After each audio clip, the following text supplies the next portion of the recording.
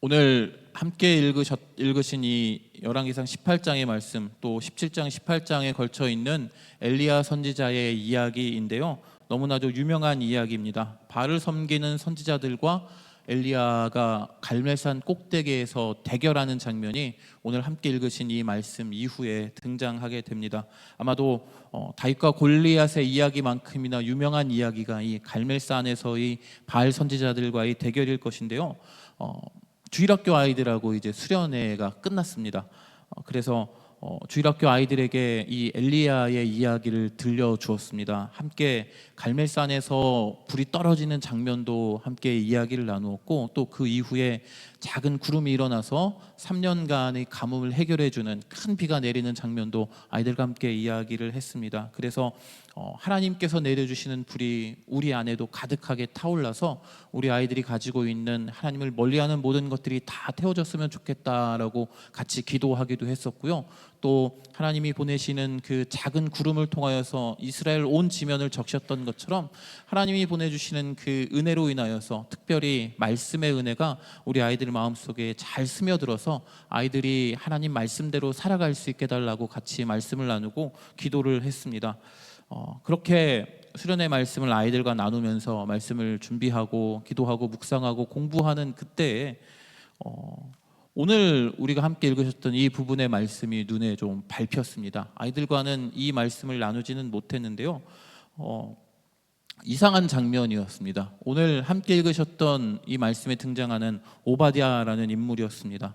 성경에 기록된 왕들 중에 가장 악한 왕이라고 평가되고 있는, 누구보다 첫 손가락으로 뽑힐 수 있을 만큼 악한 왕이었던 아합 왕 밑에 오바댜라는 사람이 있었는데, 그에 대한 성경의 평가는 여호와를 지극히 경외하는 자라고 표현하고 있습니다. 하나님을 경외하는 자, 두려워하고 사랑하는데 그냥 두려워하고 사랑하는 것이 아니라 지극히 두려워하고 지극히 사랑하는 이 오바댜라는 사람이 아합 왕 밑에서 일을 하고 있다라는 것이 이상하게 생각되었습니다.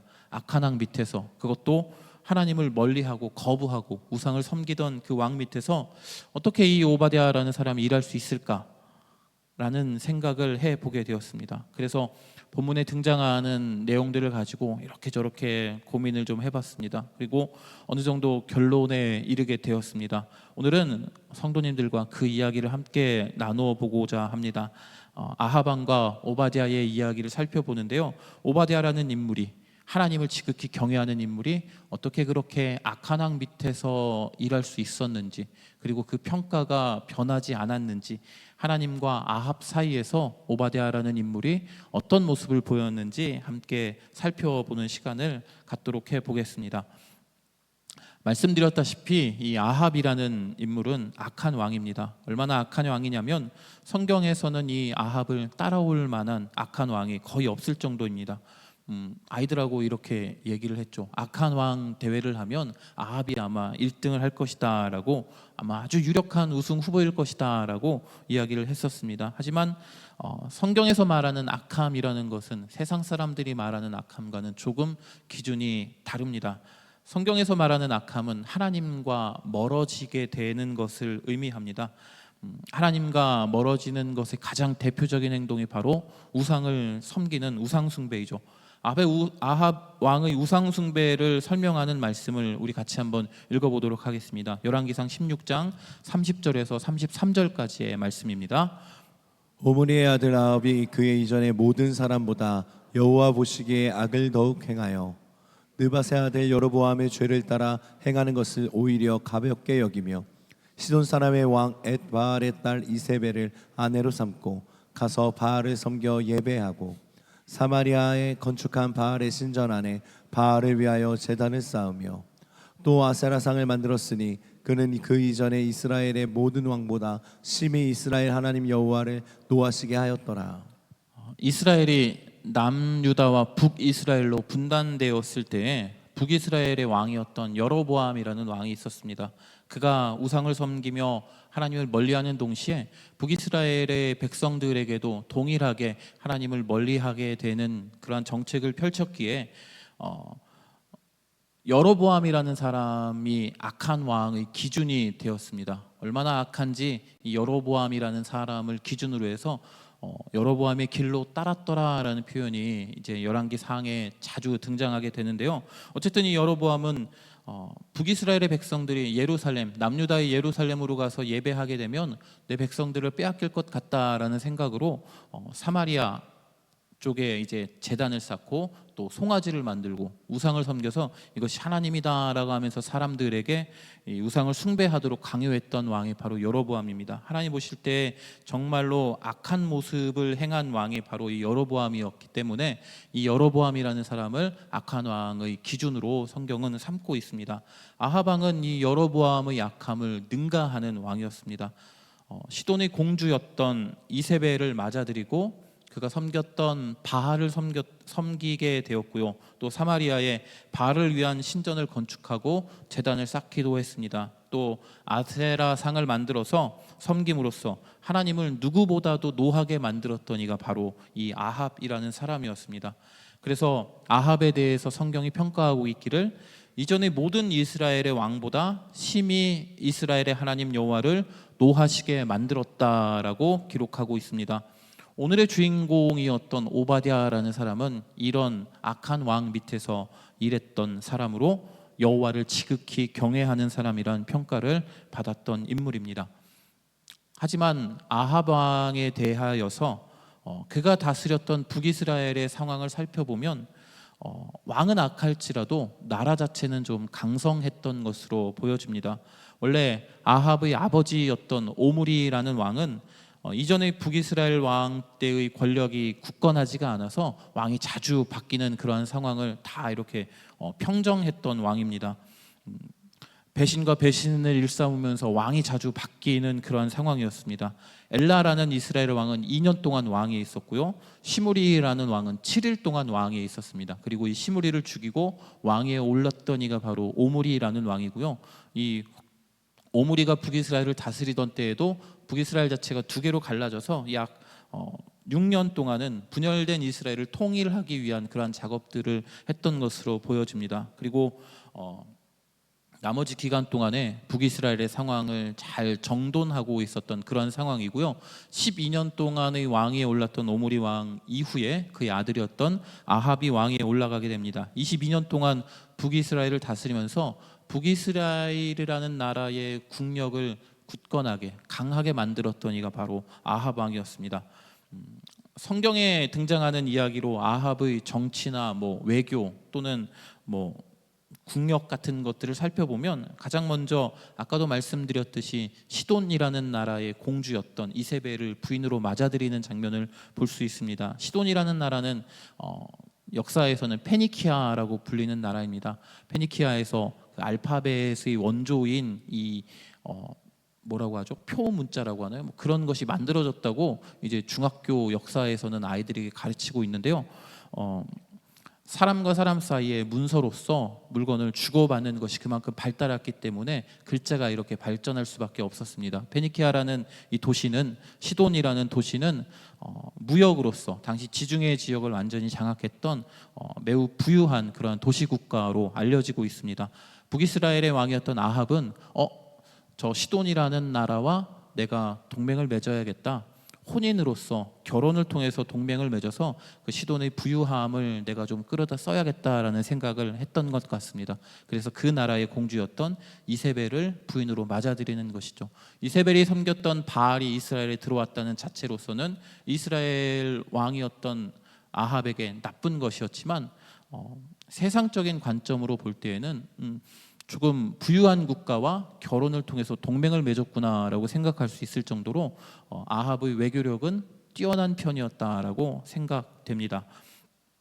또한 남유다와도 이러한 혼인 관계를 맺게 됩니다.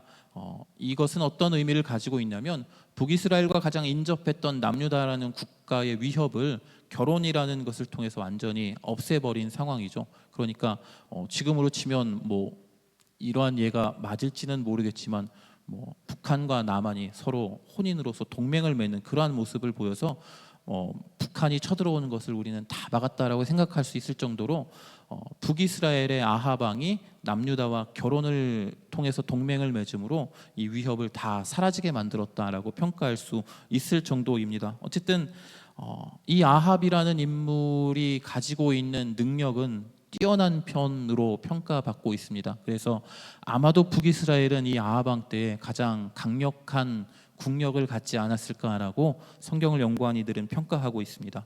그래서 이런 국가의 모습에 당시의 지배층들은 대체로 만족하였을 것 같습니다. 자신들은 풍족하고 안락하게 살 수 있는 그러한 요건을 아합 왕이 만들어 주었기 때문입니다. 그리고 아합에 대한 불만도 적지 않았을까 생각됩니다. 그러나 하나님 없이 만들어 놓은 이 풍족함 때문에, 그 안락함 때문에 북이스라엘의 백성들은 더욱 하나님으로부터 멀어지게 됩니다. 하나님 없는 성공이 죄로 작용하는 모습입니다. 오바댜는 이러한 왕 밑에 있었던 사람이었습니다. 아합 왕의 입장에서 볼 때 이 오바댜라는 사람은 매우 뛰어난 신하였던 것 같습니다. 일단 오바댜의 직함을 보면 왕궁 맡은 자라고 기록되어 있습니다. 아합이 거주하는 궁전의 모든 살림살이를 책임지는 지위에 있었던 사람인데 이 당시에 뭐라고 할까요? 이 당시에 나라의 재정을 운영하는 것들을 이제 책을 찾아보면 국가가 사용하는 예산과 왕궁이 사용하는 예산이 이렇게 분리되어 있다고 이야기하고 있습니다. 같을지라도 나누어져서 사용되고 있는데요. 왕이 사용하는 예산이 국가가 사용하는 예산보다 훨씬 더 많은 예산을 차지하고 있는 그런 상황입니다. 우리나라도 예전에는 그랬었거든요. 조선시대나 고려시대나 그때에도 그런 모습들을 많이 보이고 있는데, 그보다 훨씬 더 오래전인 이 시기에는 아마도 왕궁 맡은 자가 관리하는 재정이 훨씬 더 나라에서 쓰는 돈보다 더 많았던 것 같습니다. 무슨 의미냐면 이 오바댜라는 사람을 아합이라는 왕이, 이 악한 왕이 매우 신임하고 매우 총애했다라는 의미입니다. 자기가 가지고 있는 재산 전부를 이 사람에게 맡기어서 관리하도록 만들었던 것이 바로 이 오바댜라는 사람이었습니다.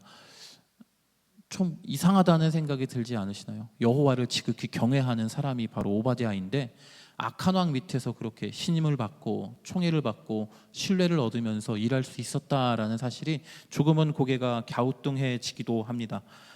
우리 열왕기상 18장 5절과 6절의 말씀을 같이 한번 읽어보도록 하겠습니다. 아합이 오바댜에게 이르되 이 땅의 모든 물 근원과 모든 내로 가자. 혹시 꼴을 얻으리라. 그리하면 말과 노새를 살리리니 짐승을 다 잃지 않게 되리라 하고, 두 사람이 두루 다닐 땅을 나누어 아합은 홀로 이 길로 가고 오바댜는 홀로 저 길로 가니라.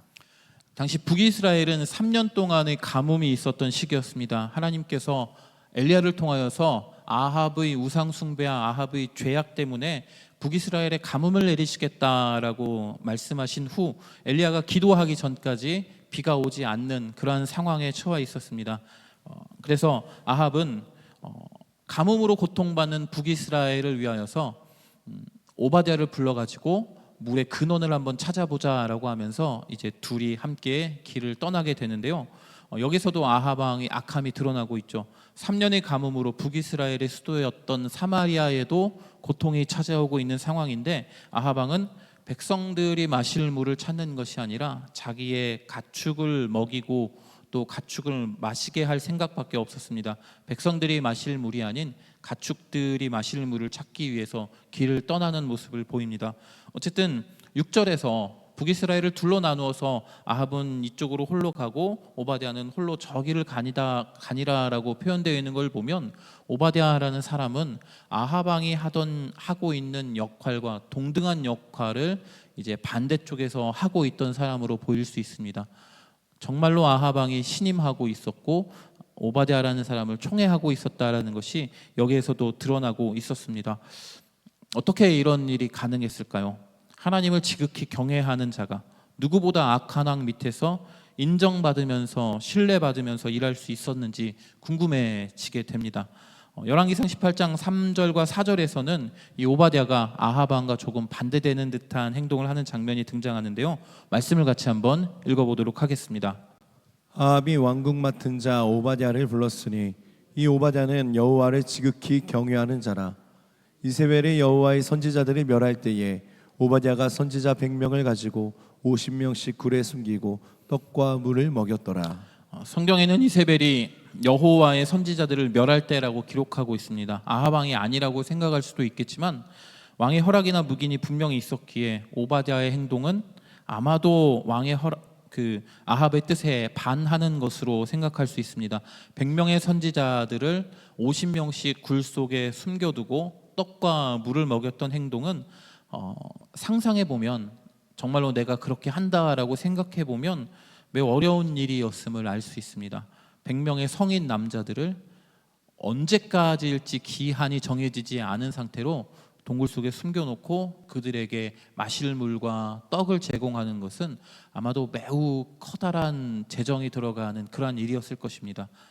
또 언제 이세벨이 이들을 찾아내어서 이세벨의 분노가 그들에게 임할는지 불안해하고 있는 상황이고요.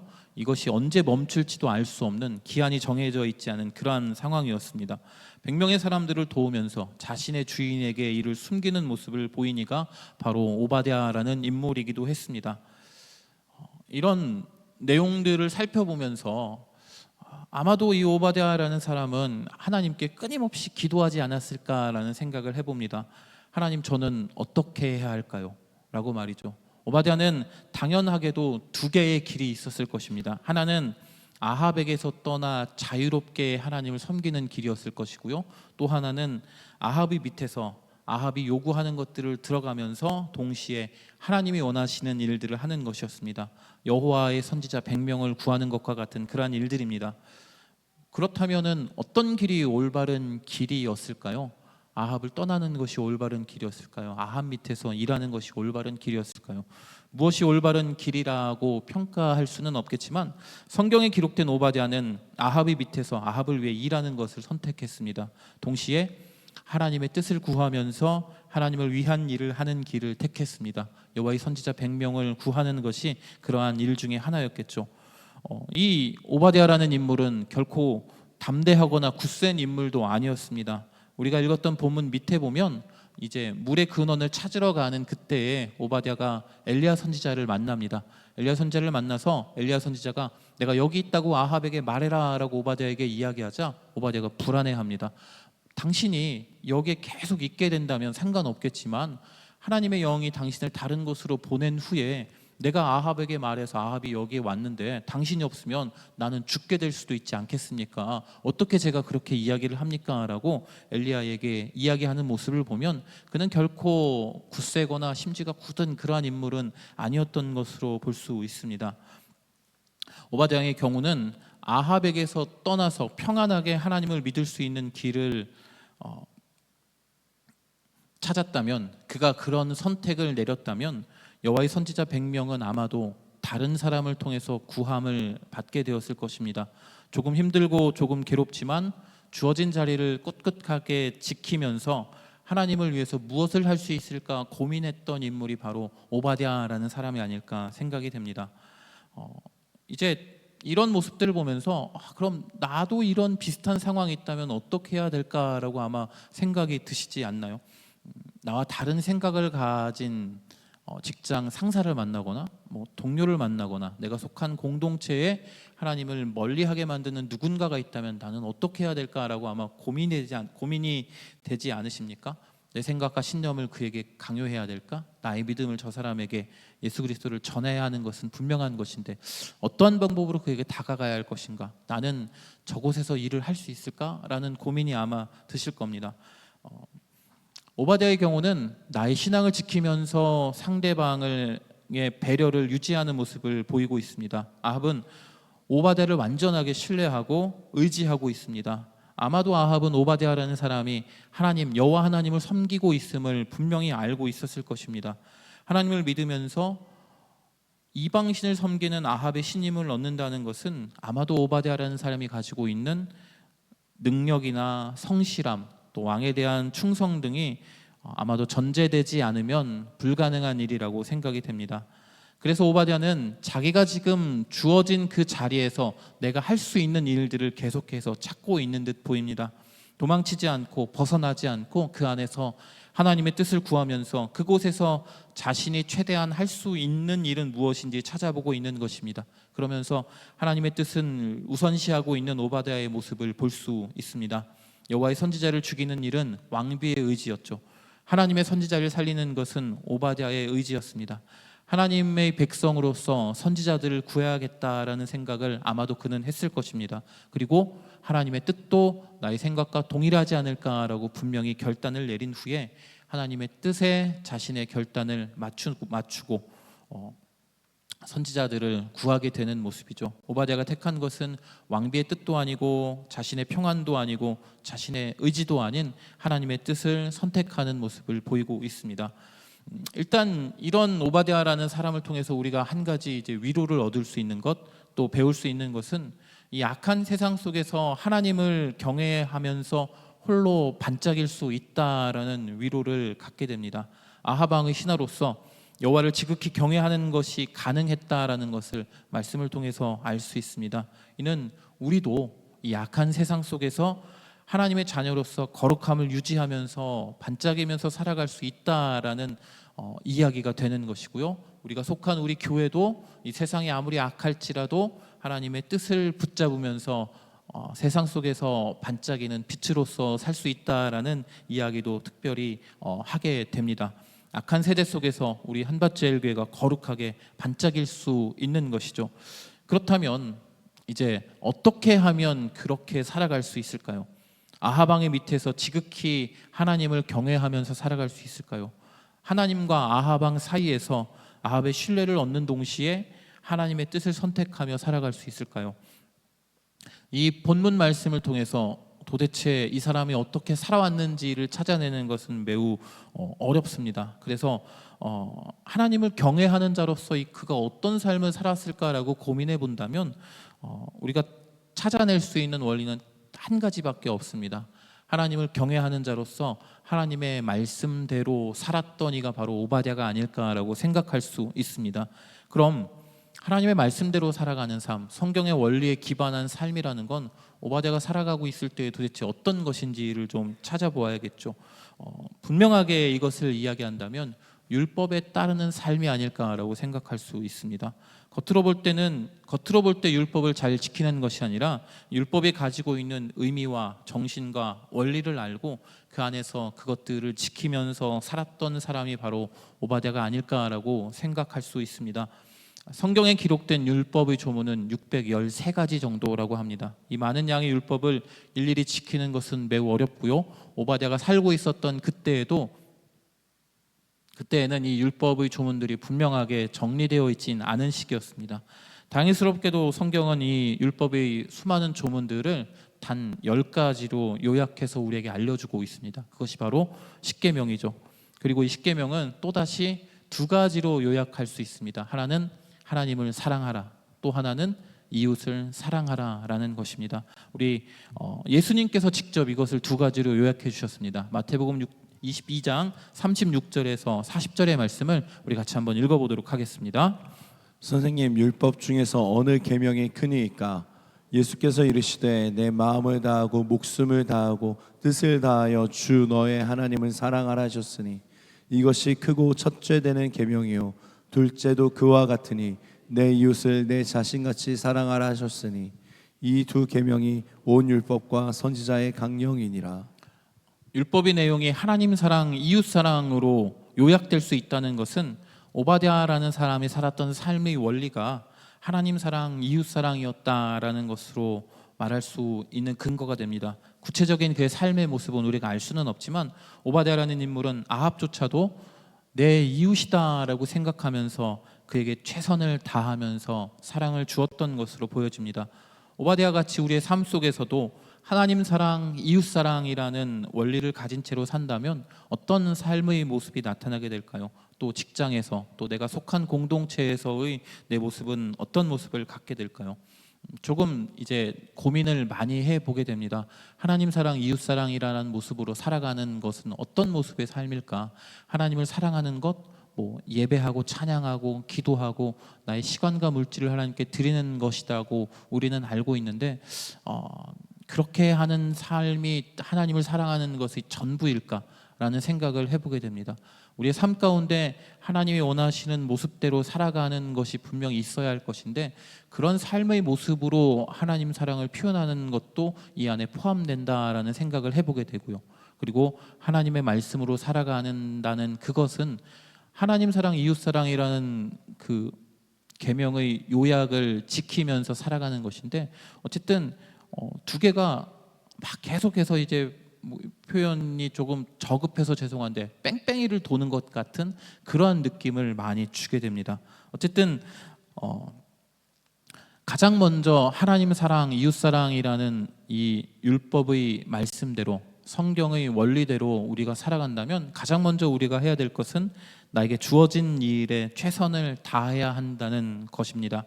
하나님을 믿는 사람으로서 다른 사람에게 불편함이나 어려움을 끼치지 않도록 주어진 일에 성실하게 또 최선을 다하고자 노력을 해야 하는 삶의 모습을 보여야 할 것입니다. 내 자리가 비록 아합과 같은 악한 사람의 밑일지라도 말입니다. 교회 다니는 사람은 정말 다르구나 라는 말이 나올 정도로 맡겨진 일에 최선을 다해야 할 것입니다. 그리고 두 번째는 최선을 다하지 못하는 사람이나 실수하는 사람이나 잘못한 사람에 대해서 이해하고 용서하는 모습을 보여야 할 것이죠. 이는 이웃사랑이라는 원리와 직접적으로 연결되고 있는 모습이기도 합니다. 직접적으로 하나님을 드러낼 수는 없지만 믿음을 가진 자로서 나는 맡겨진 일에 최선을 다하면서 다른 이들의 실수를 이해하고 함께하는 모습을 보인다면, 그렇게 성경이 말씀하고 있는 원리를 지키면서 살아간다면 악한 세상 속에서 반짝이는 하나님의 자녀로서의 삶을 살아갈 수 있을 것입니다. 하나님을 사랑하고 이웃을 사랑하라라는 원리 안에서 이를 위해서 기도하면서 실천해 나간다면 우리와 또 우리의 교회는 이 악한 세대 속에서 하나님을 지극히 경외하는 자로 인정받았던 오바댜와 같은, 또 동시에 100명의 여호와의 선지자들을 구했던 그의 모습과 같이 하나님께서 일하시는 그 일하심에 도움이 되는 삶의 모습을 보이면서 살아갈 수 있게 될 것입니다. 아합과 하나님 사이에서 인정받았던 오바댜의 삶의 비결은 아마도 하나님의 말씀대로 살아가는 것, 즉 하나님을 사랑하고 이웃을 사랑하라라는 말씀의 원리에 근거한 삶이었기 때문으로 보여집니다. 그리고 이것을 위하여서 끊임없이 고민하고 끊임없이 기도하고 실천하고자 애썼던 이가 바로 오바댜라는 인물이 아닐까 생각이 듭니다. 우리 모두의 삶 속에서도 하나님을 사랑하고 이웃을 사랑하라는 온 율법과 선지자의 강령으로서의 원리가 실천되어지기를 예수님의 이름으로 축복합니다. 더불어서 이 원리가 실천되지 않았을 때에는 성령님 나를 도와주세요라고 우리는 기도할 수 있잖아요. 성령님을 의지하면서 기도하면서 하나님의 말씀대로 살아갈 수 있는 내가 될 수 있도록 주님 도와달라고 다시 한번 노력하면서 주님의 말씀대로 살아가는 우리 한밭제일교회 모든 성도님들이 되기를 주님의 이름으로 축복합니다. 기도하겠습니다. 하나님 감사합니다. 좋으신 하나님, 말씀을 듣게 하심에 감사합니다. 하나님께서 우리에게 주신 하나님을 사랑하라라는 말씀을 지키며 순종하며 살아갈 수 있도록 도와주옵소서. 또한 이웃을 사랑하라라는 말씀을 지키며 순종하며 살아갈 수 있도록 도와주옵소서. 이것이 온 율법과 선지자의 강령이라고 말씀하여 주셨사오니 우리의 삶을 통해서 하나님을 사랑하고 이웃을 더욱 사랑할 수 있는 우리 모두가 될 수 있도록 인도하시고, 성령님 우리를 도와주셔서 이 삶의 모습을 지키며 나아갈 수 있도록 인도하여 주옵소서. 감사드리며 예수님의 이름으로 기도합니다. 아멘.